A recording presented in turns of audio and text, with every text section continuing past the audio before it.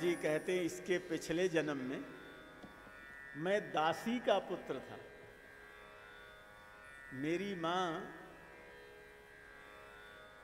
अग्निहोत्री कर्मकांडी ब्राह्मणों के यहां काम करती थी, झाड़ू पोछा का काम करती थी। उन पंडित जी लोगों के यहां विरक्त संतों की मंडली नगर में आई और संतों ने कहा कि हम यहां चातुर्मास करेंगे। तो पंडित जी लोगों ने कहा करो। तो महात्मा वहां दिन भर भजन साधन करते और शाम के समय महात्मा लोग सत्संग सुनाते। तो मेरी मां उनके यहां दासी थी, ब्राह्मणों के यहां। तो पंडित जी ने कहा कि देखो साधु संत आए हैं, अब हम लोगों को सेवा करना है, तुम इस बच्चे को भी सेवा में लगाना। तो मेरी मां ने कहा कि ये छोटा सा बच्चा है, ये क्या सेवा करेगा। नारद जी कहते मैं 5 साल का ही था। तो ब्राह्मणों ने कहा कुछ नहीं कर पाएगा, तो जब महात्मा लोग भोजन कर लेंगे तो पत्तल तो उठा करके डाल देगा। मां ने कहा हाँ ये तो कर लेगा। तो नारद जी कहते हैं हमारी बचपन में दासी पुत्र था, हमारी बचपन में सेवा लग गई कि महात्मा भोजन कर लें तो हमको पत्तल बाहर डालना है, तो मैं डालता था। शाम के समय महात्मा लोग कथा सुनाते थे तो मैं भी कथा सुनता था। नारद जी कहते हैं कि महात्माओं के जब पत्तल डालने जाता था तो उसमें कुछ शीत प्रसादी पड़ी रहती थी, चावल कुछ पड़ा रहता। तो नारद जी कहते हैं एक दिन हमने महात्माओं से कहा कि आप लोगों की पत्तल हम डालने जाते हैं बाहर, तो उसमें कुछ प्रसाद रहता है, मेरा मन होता है कि वो प्रसाद खा लूं, अगर आपकी आज्ञा हो तो खा लूं। तो नारद जी कहते हैं महात्माओं ने हमारी तरफ ध्यान से देखा, पता नहीं हमारे अंदर क्या विशेषता उन्होंने देख लिया, कहा खा लेना। नारद जी कहते हैं उस दिन मैं क्या किया, सारी पत्तल लेकर के गया और उसमें से शीत प्रसाद सब इकट्ठा कर लिया। और नारद जी कहते हैं जैसे हमने उसको मुख में रखा हमारा तो जीवन ही बदल गया।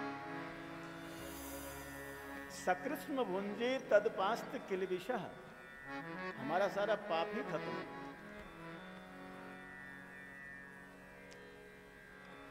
और हमको भी भजन में ज्यादा परिश्रम नहीं करना पड़ा, हमारा नाम जब स्वतः चालू हो गए, भजन चालू हो गए। अब कई लोग ऐसा कहते हैं कि जूठा खाने से कहीं होता है। शास्त्रों में जूठा खाना निषेध भी किया गया है।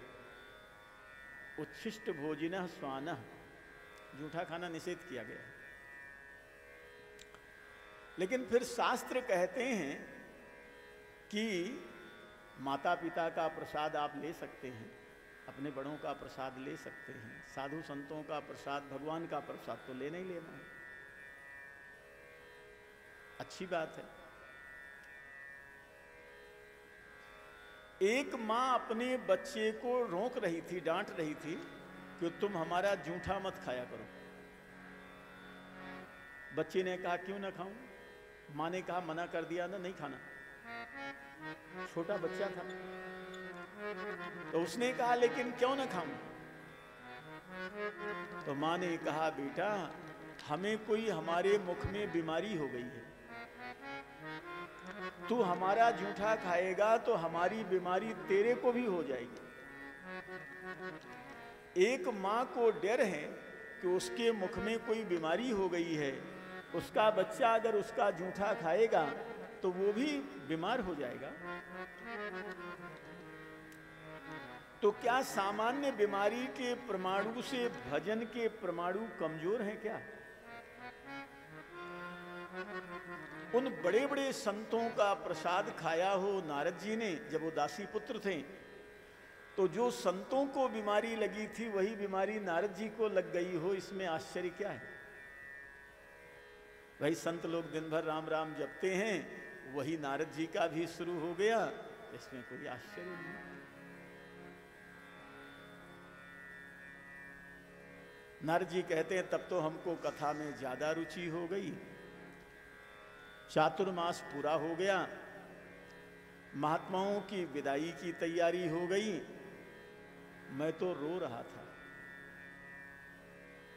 तो हमने 4 महीने सेवा किया था, तो महात्माओं ने हमसे कहा कि तुम रो क्यों रहे हो? तो इन्होंने कहा कि अब आप हमको कथा सुना रहे हैं, सबको कथा सुना रहे हैं, अब कल कथा कौन सुनाएगा? तो महात्माओं ने बहुत सांत्वना दिया कि चातुर्मास पूरा हो गया, जाना तो पड़ेगा। तो नारद जी ने कहा फिर एक काम करिए कि या तो आप लोग मत जाइए। महात्माओं ने कहा जाना तो पड़ेगा।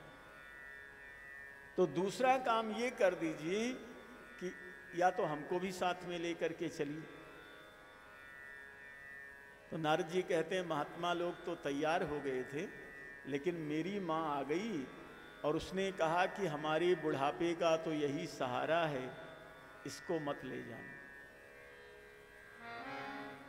नारद जी ने भी समझा दिया कि बेटा माँ की सेवा परम धर्म है, नहीं जाना।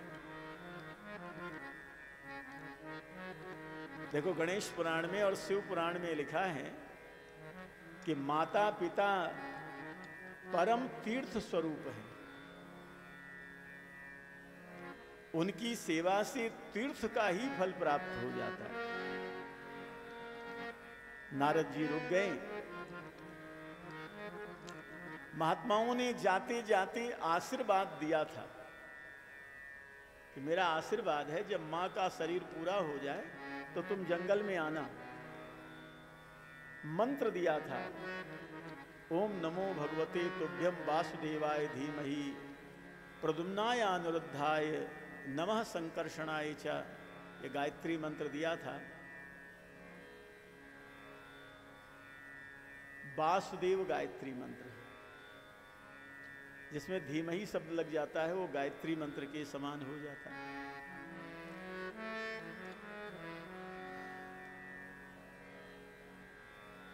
नारद जी कहते हैं मैं मां की सेवा में वहीं रह गया। मां का जब शरीर पूरा हुआ तो महात्माओं के कहे के अनुसार मैं जंगल में गया। वहां नदी मिली, मैंने स्नान किया, फल भी मिल गया, मैंने फल भी ग्रहण कर लिया। महात्माओं ने जो मंत्र दिया था थोड़ा सा जप किया, लेकिन हृदय सीनमैर शनैर हरि, हमको भगवान का दर्शन हो गया। एक क्षण बाद ही झांकी गायब हो गई। मैं तो रोने लगा कि कहां गए हमारे भगवान। आकाशवाणी हुई, दुर्दर्शो हम कुयोगी नाम, बालक कुयोगियों के लिए हमारा दर्शन दुर्लभ है। संतों ने कहा था तुम्हें भगवान का दर्शन होगा, संतों की बात मिथ्या न हो जाए इसलिए हमने दर्शन दिया है। अब तुम्हें हमारा दर्शन अगले जन्म में ही होगा। तो नारद जी कहते हैं फिर तो कालम प्रतीक्षण विमदो विमत्सरः, मैं तो प्रतीक्षा करने लगा कि कब हमारी भगवान का दर्शन होगा। नारद जी कहते हैं प्रतीक्षा करते करते प्रलय आ गई। भगवान तो इतने आसान नहीं हैं। सब कुछ समाप्त हो गया। कल्प भर सृष्टि सब सुप्त ही रही। बाद में जब पुनः सृष्टि प्रारंभ हुई तो नारद जी कहते हैं ब्रह्मा जी की गोद से मैं प्रकट हुआ। उत्संगात च नारद। अब यहां नारद अवतार भी सूत जी ने सुना दिया। बोले नारद भगवान की जय। नारद बाबा कहते हैं ये जो हमारे पास वीणा है ये किसी कारीगर की बनाई हुई वीणा नहीं है, ये भगवान नारायण ने अपने हाथ से दिया है और हमें काम भी सौंपा है कि हम वीणा बजा करके भगवान के सुंदर सुंदर पद सुना करके संसार में भटकते जीवों को भगवान के चरणों में पहुंचाएं। तब से हम वही काम कर रहे हैं। व्यास जी के शब्दों में सुनिए।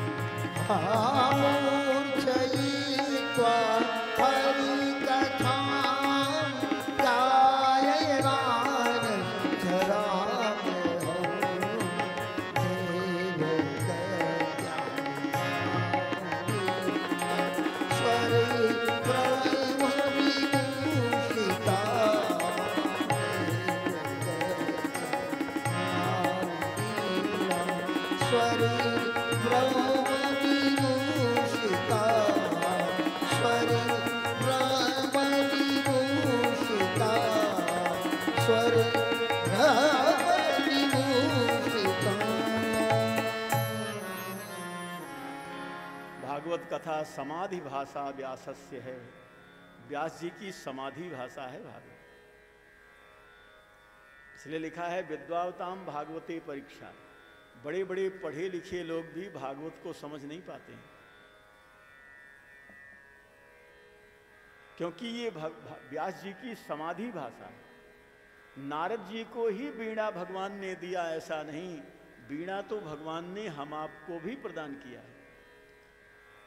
मनुष्य शरीर को हम देखें तो कुछ वीणा जैसा ही है। वीणा में एक बहुत भारी भाग होता है, मनुष्य शरीर में भी सिर है। वीणा में दूसरा भाग पतला होता है, सबसे आगे जा करके चरण है। बीच का भाग थोड़ा भारी, बहुत घना कुछ। मानव शरीर जो हम आपको कृपा करके भगवान ने प्रदान किया है, मानो ये वीणा ही प्रदान किया है। वीणा के तार बहुत ज्यादा कस दिए जाएं तो भी स्वर अच्छा नहीं लगेगा। वीणा के तार बिल्कुल ढीले छोड़ दिए जाएं तो भी स्वर अच्छा नहीं लगेगा। वीणा के तार बराबर कसे जाएं जितना उपयुक्त है, तब वीणा से आनंद का संगीत प्रकट होता है। मनुष्य शरीर में भी हम लोगों ने ऐसा ही कुछ किया है। कुछ लोगों ने अपने जीवन को इतना कसा है, बस उपवास कर रहे हैं, सप्ताह के 7 दिन उपवास कर रहे हैं, और कोई जरा सा राम राम करे तब भी झगड़ा करने के लिए दौड़ते हैं। इन्होंने क्या किया, बोले जो मानव शरीर मिली उसके तार को इतना ज्यादा कस दिया कि उनकी वीणा ही बेसुरी हो गई। अब वो कभी अच्छा बोलते ही नहीं, जिसको बोलते हैं बस दुख पहुंचाते हैं। और हम आप में से कई लोग ऐसे हैं कि मानव शरीर रूपी वीणा जो भगवान ने प्रदान किया है, इतना ढीला छोड़ दिए, इतना ढीला छोड़ दिए कि सब तार ही ढीला हैं, अब उसमें कोई ईश्वर आ ही नहीं रहा है। बढ़िया, बस न तो कोई जीवन में संयम है, न कोई उपासना है, न कोई आराधना है, न कोई नियम है। जो पाया खा लिया, जब पाया सो गए। ऐसा ढीला छोड़ा जीवन को कि फिर कोई स्वर और कोई संगीत नहीं प्रकट हुआ।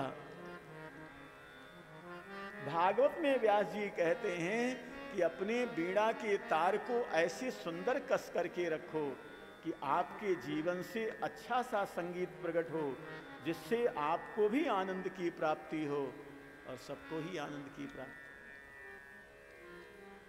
इस पर भगवान ने गीता में भी बहुत जोर दिया। युक्ताहार विहारस्य युक्त चेष्टस्य कर्मसु युक्त स्वप्नावबोधस्य योगो भवति दुःखः। बहुत भगवान बोले। अब नारद जी ने कहा कि देखो, एक दासी पुत्र संतों के आशीर्वाद से आज देवर्षि नारद बन करके तुम्हारे सामने बैठा है। इसलिए संतों का आशीर्वाद लो और भागवत की रचना करो। ऐसा कह करके देवर्षि नारद ने भगवान व्यास को भागवत का उपदेश किया, भागवत पढ़ाया। इसके बाद नारद जी चले गए। भगवान व्यास ने भागवत की रचना की।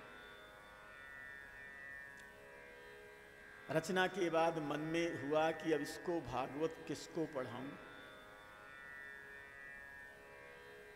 भाई, किसी के पास थोड़ी सी भी संपत्ति होती है तो वारिसदार की चिंता होती है कि बाद में कौन संभालेगा। और व्यास जी के पास भागवत जैसा दिव्य ग्रंथ है तो उनको चिंतित होना स्वाभाविक है कि आगे कौन इसकी सेवा करेगा, कौन प्रचार प्रसार करेगा भागवत का। तो हृदय से एक आवाज आई कि भागवत का अधिकारी कौन है। तो हृदय से आवाज आई कि भागवत का अधिकारी वो है जिसमें काम, क्रोध, लोभ, मोह, मद, मत्सर, राग, द्वेष कोई भी विकार न हो। ऐसा जो निर्विकार है वही भागवत का अधिकारी है। तो व्यास जी के हृदय से फिर एक प्रश्न खड़ा हुआ कि अब कलयुग का प्रारंभ है, ऐसा कौन होगा जिसमें कोई विकार ही ना हो, कोई दोष ही ना हो। तो हृदय से एक उत्तर आया, सुखदेव। फिर मन में हुआ कि जो सुखदेव जन्म लेते ही जंगल चला गया, मेरे रोकने पर भी नहीं रुका, वो भागवत क्या आकर के पढ़ेगा, उसको कौन लाएगा। फिर हृदय से एक आवाज आई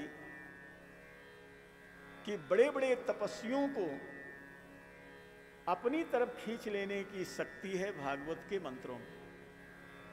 तो व्यास जी ने अपने शिष्यों को भागवत का एक श्लोक याद कराया। इसमें भगवान के स्वरूप का वर्णन है। बरहा पीडम नटवर बपु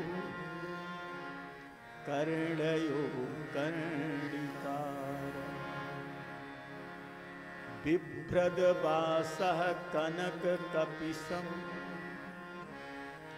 वैजयंती क्षमा रंध्रान वेणोरधर सुधया पूरयन् गोपवृन्दै वृन्दारण्यं स्वपदरमणम्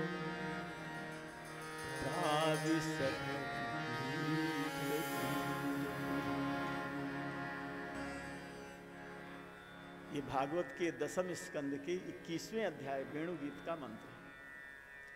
इसमें भगवान के स्वरूप का वर्णन। बरहा पीडम, बरह कहते हैं मोर को। मोर पंख का जिन्होंने आपीड यानी मुकुट लगा रखा है, बरहा पीडम। देखिए, इस संसार में दो लोग बहुत सजते हैं, एक नट और एक वर। दूल्हा जब विवाह के लिए जाता है तो बहुत सज धज करके जाता है, और नट जब मंच के ऊपर अभिनय करने के लिए उतरता है तो वो भी बहुत सज करके आता है। भगवान को कह रहे हैं नटवर बपु, नटवच्च बपु, वरवच्च बपु। भगवान का विग्रह कैसे हैं? भगवान ठाकुर जी हमारे कितने सजे रहते हैं? बोले जैसे नट मंच के ऊपर जब अभिनय करने के लिए आता है तो जैसे सजा होता है, अथवा दूल्हा जब विवाह के लिए पधारता है तो जैसा सजा होता है वैसे भगवान सजे हुए हैं। नटवर बपु कर्णयो कर्णिकारम। कर्णयो दो ही वचन हैं और कर्णिकारम एक वचन है। कान दो हैं लेकिन कन्नेर का फूल भगवान ने कानों पर रख रखा है, फूल एक ही है, बता रहे हैं एक है। तो कान दो हैं तो फूल दो होना चाहिए। तो दो भाव संतों ने दिया है। दो ही फूल रखे होंगे लेकिन भगवान ऐसे तिरछे खड़े हैं कि एक ही कान दिखाई पड़ रहे हैं, तो एक कान पर फूल है एक पर है कि नहीं पता नहीं, इसलिए कर्णिकारम कह रहे हैं, एक फूल एक वचन प्रयोग कर रहे हैं। दूसरा भाव संतों ने ये दिया कि ये जो पुष्प है ये सांकेतिक पुष्प है। बहुत ज्यादा गायें हैं, बहुत ज्यादा गोप लोग गोचारण में पधारते हैं, बहुत से भक्त हैं जो भगवान के दर्शन के लिए लालायित रहते हैं। अवसर मिले तो भगवान का दर्शन करें। तो वो भी भगवान से पूछते हैं कि आज गोचारण में आप किधर जाएंगे? तो भगवान का वो कन्नेर का फूल संकेत है। दाहिने कान पर भगवान रख लिए तो भक्त लोग समझ जाते हैं कि भगवान आज दाहिनी तरफ गोचारण के लिए पधारेंगे। बाएं कान पर रख लेते हैं तो भगवान जान जाते हैं भक्त लोग कि आज बाईं तरफ कर्णयो कर्णिकारम। बिभ्रतवासः कनक कपिशं वैजयन्तीं च मालां। भगवान बहुत सुंदर पीतांबर धारण किए हुए हैं, वैजयंती माला है। रंध्रान वेणोरधर सुधया पूरयन गोप वृंदैहि। भगवान बंसी बजा रहे हैं।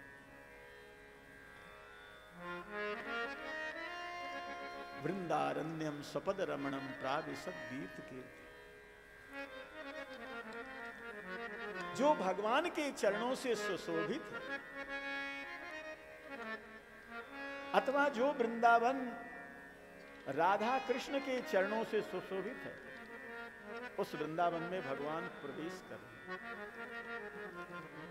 इस मंत्र का पाठ याद कराया बच्चों को, और व्यास जी ने कहा कि जहां सुखदेव समाधि में बैठे हैं, तुम लोग गोचारण में जाना तो वहां ये मंत्र बोलना। तो व्यास जी के आश्रम पर रहने वाले ब्रह्मचारी बटुक वेद के विद्यार्थी वो सब गोचारण के लिए जब गए तो वो मंत्र बोल रहे थे। सुखदेव जी की समाधि खुल गई। इतना सुंदर कौन है? इतना सुंदर, इतना अच्छा कौन है? देखा छोटे छोटे बच्चे बोल रहे हैं, तो बच्चों से कहा और सुनाओ। तो व्यास जी के शिष्यों ने कहा कि हमको तो एक ही मंत्र याद था, हमारे गुरुजी ने पढ़ाया था, हमने सुना दिया। सुखदेव जी ने मन में सोचा कोई बहुत सुंदर हो, हमको क्या लेना देना, हम साधु महाराज हैं, यहां जंगल में तपस्या कर रहे हैं। कोई बहुत सुंदर हो, हम तपस्या छोड़ करके वहां चला जाएं और मान लो उसका स्वभाव ही अच्छा ना हो, वो तो काटने दौड़े, तो क्या फायदा है? तो सुखदेव जी महाराज जी पुनः समाधि में चले गए। विद्यार्थी जब पहुंचे आश्रम पर तो व्यास जी ने पूछा कि मंत्र का कुछ प्रभाव पड़ा? बोले हाँ, समाधि खुल गई थी, कह रहे थे और सुनाओ। हमने कहा हमको तो एक ही मंत्र आता है। तो व्यास जी ने दूसरा एक मंत्र और याद करा दिया, उसमें भगवान के स्वभाव का वर्णन।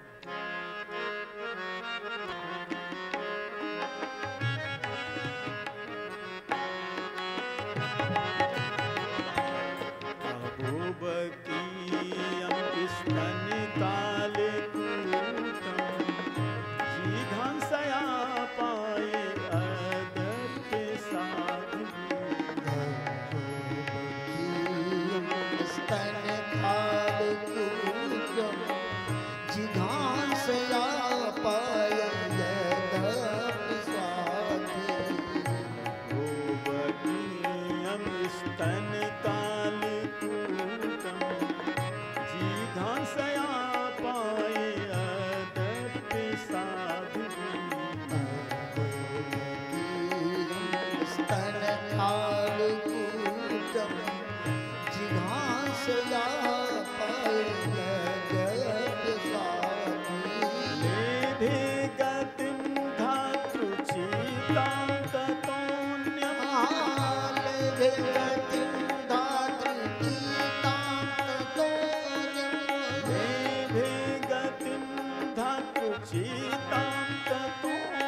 हाल विगति धातु चीतां ततोऽयं दयालु शरणं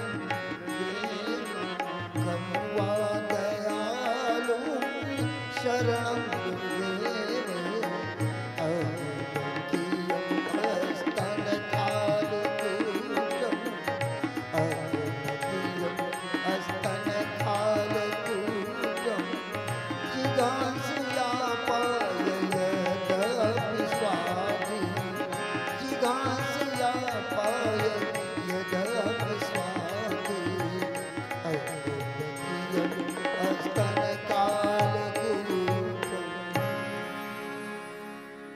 इस मंत्र में भगवान के स्वभाव का वर्णन है। भगवान केवल देखने में सुंदर हैं ऐसा नहीं, उनका तो सब कुछ सुंदर है। हमारे ठाकुर जी का इतना सुंदर स्वभाव है कि पूतना विष पिलाने आई तब भी उसको भगवान ने अमंगल नहीं होने दिया, उसको भी वो गति दे दिया जो गति मां को मिलनी चाहिए। उन दयालु श्री कृष्ण की शरण लेने के बजाय किसकी शरण लिया जाए? इस मंत्र में स्वभाव का वर्णन शिष्यों को याद कराया और कहा वहां जाकर पाठ बोलना। तो शिष्यों ने जाकर पाठ बोला। इतना जो सुंदर है और उसका स्वभाव भी इतना सुंदर है। सुखदेव जी की आंख खुल गई और उन्होंने कहा बहुत बढ़िया पाठ है, और भी मंत्र सुनाओ। शिष्यों ने कहा हमको तो 2 ही मंत्र आता है, बाकी ऐसे ऐसे मंत्रों वाली 18,000 मंत्रों वाली भागवत हमारे गुरुदेव ने लिखा है। तुम्हारे गुरुदेव कौन है? बोले जिन्होंने वेद का विभाग किया, जिन्होंने ब्रह्मसूत्र लिखा, महाभारत लिखा, 17 पुराण लिखा और भागवत पुराण लिखा। सुखदेव जी ने कहा ये नाम तो मैं पहली बार सुन रहा हूं। शिष्यों ने कहा लिखा ही अभी है, बिल्कुल नया ग्रंथ है। सुखदेव जी कहते, सूत जी कहते हैं फिर सुखदेव जी ने वो तो उन्मत्त जैसे हो गए, शिष्यों से कहते और सुनाओ। तो शिष्य कभी रूप वाला मंत्र सुनाते, कभी स्वभाव वाला मंत्र सुनाते। ऐसे करते करते सुखदेव जी व्यास जी की गुफा पर आ गए। चरणों में प्रणाम किया, हमें भागवत पढ़ाइए। व्यास जी ने मन में सोचा अगर मैं सुखदेव को भागवत पढ़ा देता हूं तो लोग कहेंगे बड़े बड़े लोगों में भी स्वार्थ होता है। भागवत की रचना किया और अपने पुत्र को भागवत पढ़ाए कि हम व्यास गादी पर बैठेंगे, बाद में हमारा पुत्र बैठेगा। और लोगों से मैं कहूं कि सुखदेव योग्य हैं, भागवत के दूसरे लोग योग्य नहीं हैं। सुखदेव काम क्रोध लोभ से परे है, योग्य है। तो लोग कहेंगे लो साहब अपने पुत्र की प्रशंसा कर रहे हैं। तो सुखदेव को सर्टिफिकेट कोई दूसरा दे। कहा बेटा ये भागवत बहुत कठिन ग्रंथ है, वेदांतियों का ग्रंथ है, तुम पहले महाराज जनक से जाकर के वेदांत का अध्ययन करो, फिर मैं भागवत पढ़ा दूंगा। अब श्री सुखदेव जी को भागवत पढ़ने की इतनी लालसा हो गई थी, जनकपुर पधारी, वहां वेदांत का अध्ययन किया। इसके बाद भगवान व्यास के चरणों में बैठ करके पूरी भागवत का श्री सुखदेव जी ने अध्ययन किया। सूत जी कहते हैं अध्ययन के बाद हमारे गुरुदेव पुनः जंगल में चले गए। जब राजा परीक्षित को श्राप लगा, अब कोई उपाय नहीं था कैसे परीक्षित का उद्धार होगा, तो सुखकाल में गुरुदेव भगवान पुनः पधारे और पूरी भागवत जो उन्होंने भगवान व्यास से पढ़ा था उसको गंगा जी के किनारे सुना करके परीक्षित का मोक्ष गुरु जी ने करवाया। सौनकादि ऋषियों ने कहा सूत जी आपने तो बहुत बढ़िया बात सुनाई, भागवत के रचयिता भगवान व्यास के विषय में सुना दिया आपने, उनका कैसे जन्म हुआ, कहां हुआ, सब सुनाया। भागवत के जो प्रेरक हैं उन नारद जी के विषय में सुना दिया आपने। भागवत की कथा का जिन्होंने गान किया वो सुखदेव के विषय में आपने सुना दिया। अब हम सोचते हैं कि भागवत के लेखक इतने महान हैं, रचयिता, भागवत के वक्ता इतने महान हैं, तो श्रोता परीक्षित सामान्य नहीं होंगे। अब हम लोग परीक्षित को सुनना चाहते हैं। महाराज परीक्षित कौन थे, उनको कैसे श्राप लगा, उनकी सभा में सुखदेव जी महाराज कैसे पधारे, ये कथा हम सुनना चाहते हैं। हम लोग भी सुनेंगे, परीक्षित जी महाराज का जन्म सुनेंगे, सब कुछ सुनेंगे, कैसे श्राप लगा ये भी सुनेंगे, और आज की कथा में वो कैसे सुखताल पधारी और कैसे श्री सुखदेव जी महाराज उनकी सभा में आए, सब हम लोग सुनेंगे। लेकिन बीच में एक कीर्तन बड़ी श्रद्धा से करेंगे।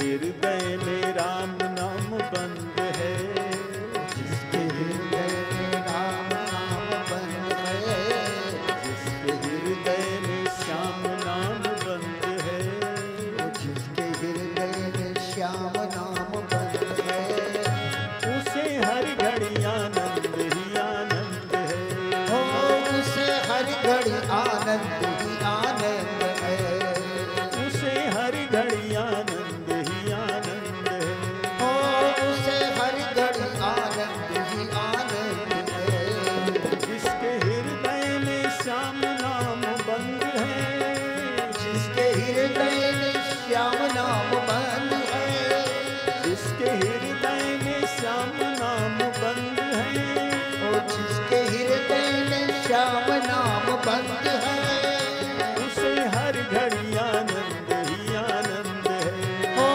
उसे हर घड़ी आनंद ही आनंद है, उसे हर घड़ी आनंद ही आनंद है, हो उसे हर घड़ी आनंद ही आनंद है।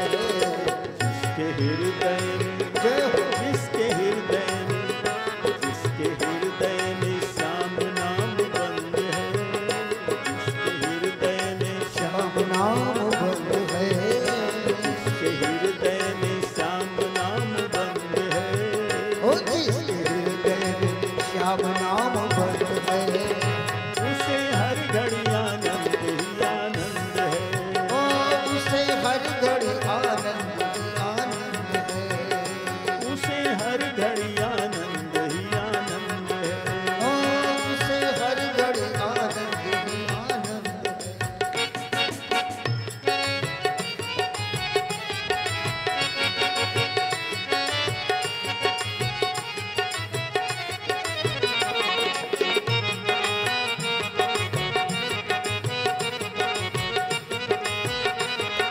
ताली बजाते हैं।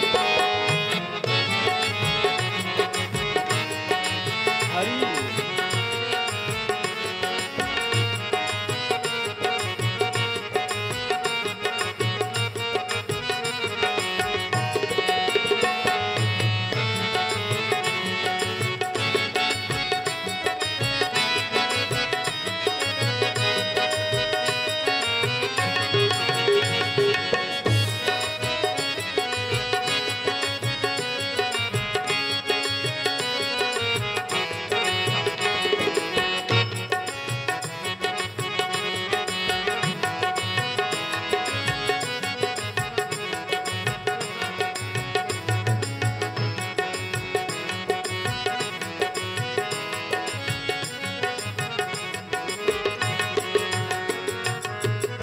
लेकर सिर्फ राम नाम का सहारा, लेकर सिर्फ राम नाम का सहारा, लेकर सिर्फ श्याम नाम का सहारा, लेकर सिर्फ श्याम नाम का सहारा, इस दुनिया को करके किनारा, और इस दुनिया को करके किनारा,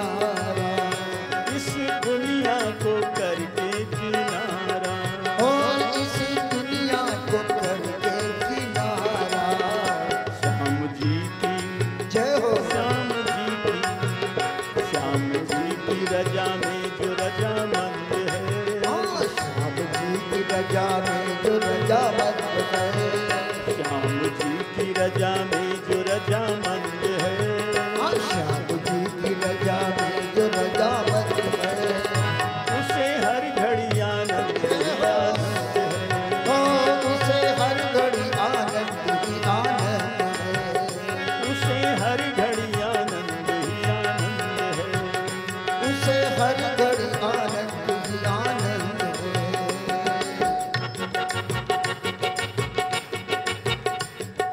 हरि बोल।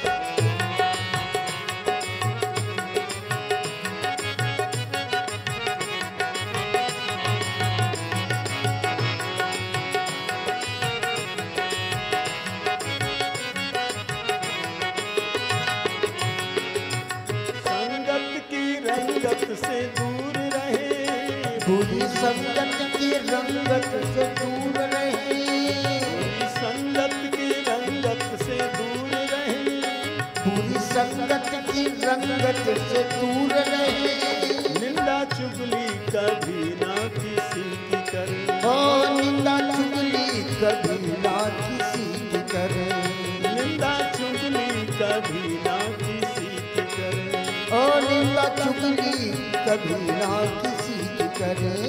जिसको सत्संग जय हो, जिसको सत्संग, जिसको सत्संग, जिसको सत्संग, जिसको सत्संग हरदम पसंद है, जिसको सत्संग हरदम पसंद है, जिसको सत्संग हरदम पसंद है, जिसको सत्संग हरदम पसंद है, उसे हर घड़ी आनंद ही आनंद है, उसे हर घड़ी आनंद ही आनंद है, उसे हर घड़ी आनंद ही आनंद है, उसे हर घड़ी आनंद ही आनंद है, जिसके हृदय में श्याम नाम बंद है।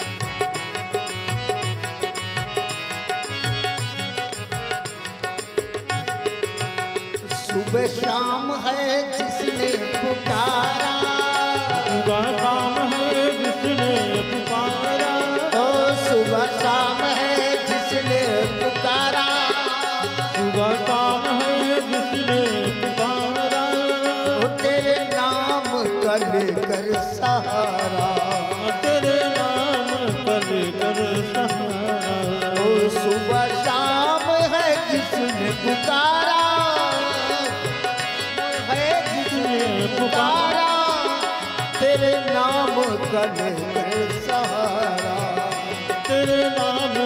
करे तेरे सहारा। मेरे श्याम, मेरे श्याम,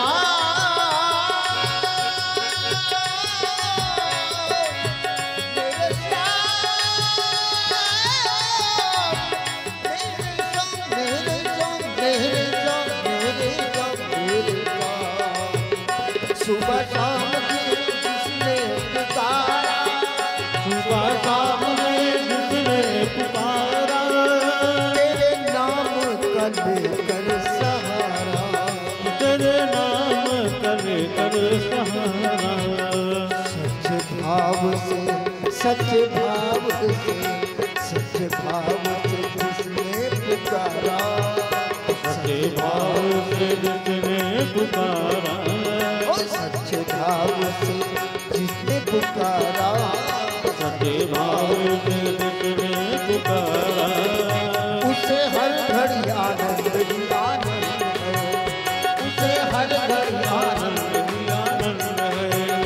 सच्चे भाव से जिसने पुकारा, उसे हर घड़ी आनंद ही आनंद है। सच्चे भाव से जिसने पुकारा, उसे हर घड़ी आनंद ही आनंद है। जिसके हृदय में श्याम नाम बंद है, उसे हर घड़ी आनंद ही आनंद है। हाँ, जिसके राम नाम बंद है, उसे हर घड़ी आनंद ही आनंद है। जिसके हृदय में श्याम नाम बंद है, उसे हर घड़ी आनंद ही आनंद है। राम नाम बंद है, उसे हर घड़ी आनंद ही आनंद है। ओ राधे कृष्णा, राधे कृष्णा, कृष्ण कृष्णा, हरे हरे, हरे कृष्णा, हरे कृष्णा, कृष्णा हरे हरे। ओ हरे कृष्णा, हरे कृष्णा, कृष्ण कृष्णा, हरे हरे, हरे कृष्णा हरे कृष्णा, कृष्णा हरे हरे। हरे कृष्णा, हरे कृष्णा, कृष्ण कृष्ण, हरे हरे, हरे कृष्णा, हरे कृष्णा कृष्ण कृष्ण, हरे हरे।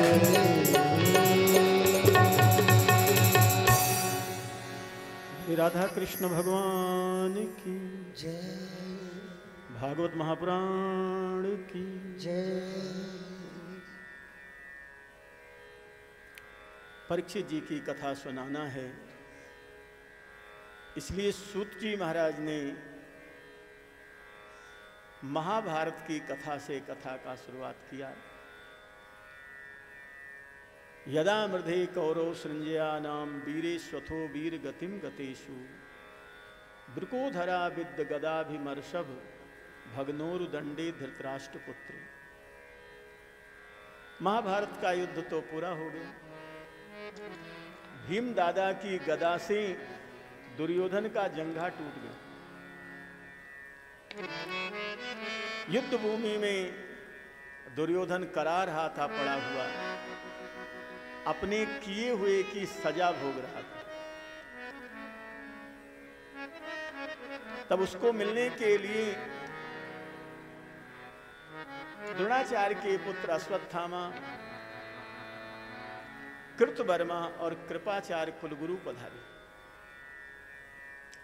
अश्वत्थामा ने कहा, दुर्योधन तुम्हारी ये दशा देखी नहीं जाती। दुर्योधन ने कहा, अश्वत्थामा हार हुई इस बात की मुझको जरा भी कष्ट नहीं। जब लड़ाई होती है तो दोनों पक्ष विजयी नहीं हो सकता है, एक को तो हारना ही पड़ता है। पांडव हारते या मैं हारता, चलो वो नहीं हारे, हम हार गए, कोई बात नहीं। लेकिन हमको एक ही बात की पीड़ा है कि हम 100 भाई थे, 100 के 100 मारे गए, और पांडव 5 भाई, उसमें कोई किसी को कुछ नहीं हुआ, सब बच गए। अगर पांडव भी 2-3 भाई मारे गए होते तो हम मानते कि लड़ाई है, इसमें तो सब होता है।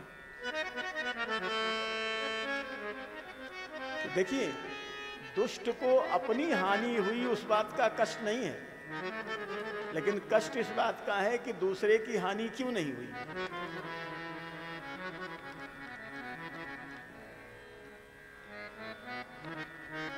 अश्वत्थामा ने कहा, ये जो हार हुई है आपकी, ये आपकी गलत नीतियों का परिणाम है।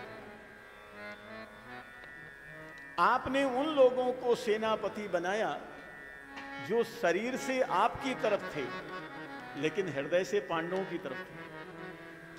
वो पांडवों का ही सुख चाहते थे। हमारे लाख मना करने पर भी आपने पितामह भीष्म को सेनापति बनाया, जो भीष्म शरीर से आपकी तरफ थे, बाकी पांडवों के पक्षधर थे। फिर आपने हमारे पूज्य पिता को सेनापति बनाया, आचार्य द्रोणाचार्य को। वो भी आपके पक्षधर नहीं थे, हृदय से वो भी पांडवों का ही भला चाहते थे। अगर आपने हमें सेनापति बनाया होता तो आज युद्ध का नक्शा अलग होता, लेकिन अभी भी कुछ बिगड़ा नहीं है।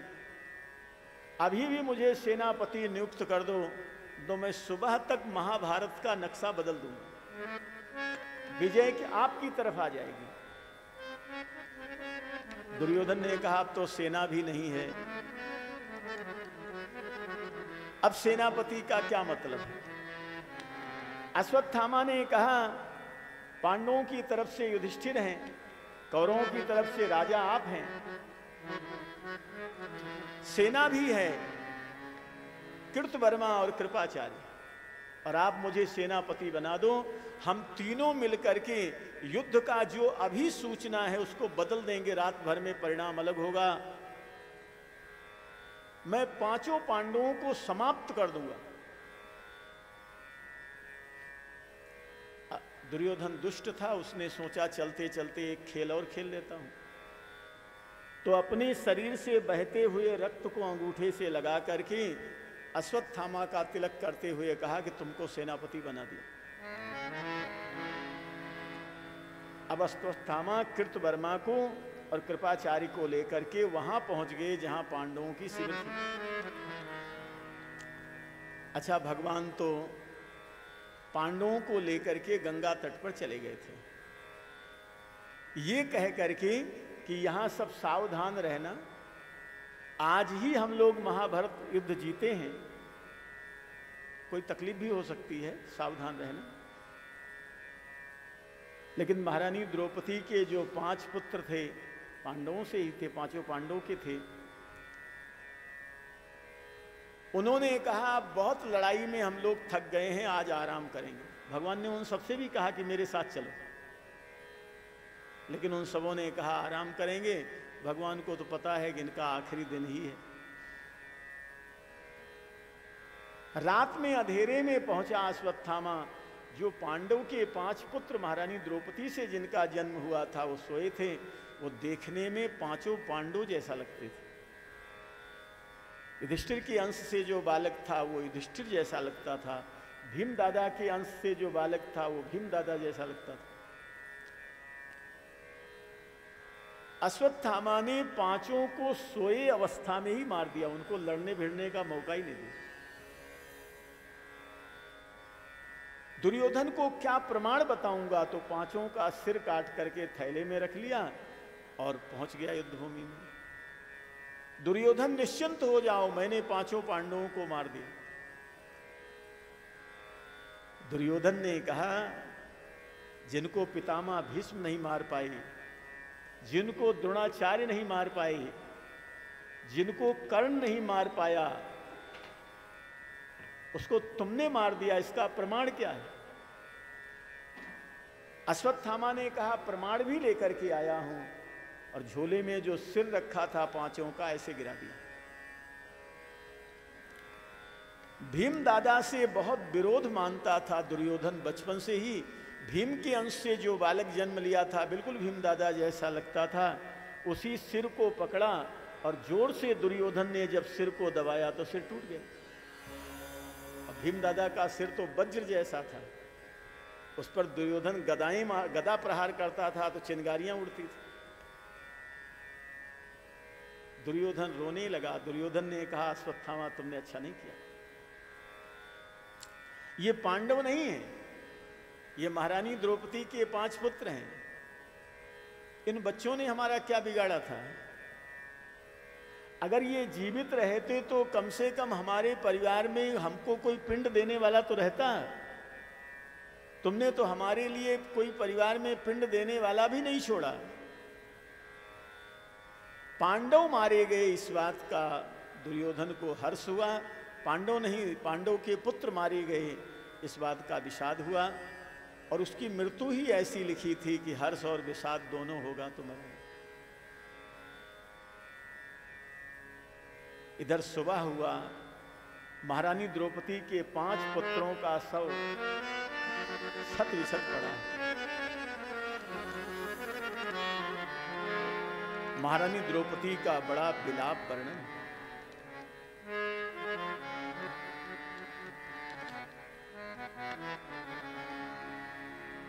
माता शिशूना निधनं सुताना, माता शिशूना निधनं सुताना, माता शिशूना निधनं सुताना, माता शिशूना निधनं सुताना, निसन्न घोरम परितप्यमाना, निसन्न घोरम परितप्यमाना, निसन्न घोरम परितप्यमाना, निसन्न घोरम परितप्यमाना, माता शिशूना निधनं सुताना, माता शिशूना निधनं सुताना, माता शिशूना निधनं सुताना, माता शिशूना निधनं सुताना, तदरुदद्वासु कलाकुलाक्षी, तदारुदद्वासु कलाकुलाक्षी, तदरुदद्वासु कलाकुलाक्षी, तदारुदद्वासु कलाकुलाक्षी, तां सान्त्वयन्ना तां सान्त्वयन्ना कीर्तिमानि, तां सान्त्वयन्ना कीर्तिमानि, माता शिशूना निधनं सुताना, माता शिशूना निधनं सुताना, निशं घोरं परितप्यमाना, निशं घोरं परितप्यमाना, माता शिशूना निधनं सुताना, माता शिशूना निधनं सुताना। बड़ा विलाप महारानी द्रौपदी ने किया। भगवान 5 पांडवों को लेकर आ गए। अर्जुन भी बहुत व्यथित हुए। अर्जुन ने भगवान से पूछा, इन बच्चों ने क्या बिगाड़ा था? किसने मार दिया इनको? भगवान ने कहा, द्रोणाचार्य के पुत्र अश्वत्थामा। वो द्रौपदी के पुत्र समझ करके नहीं मारा उन्होंने, पांडव समझ करके मारा है।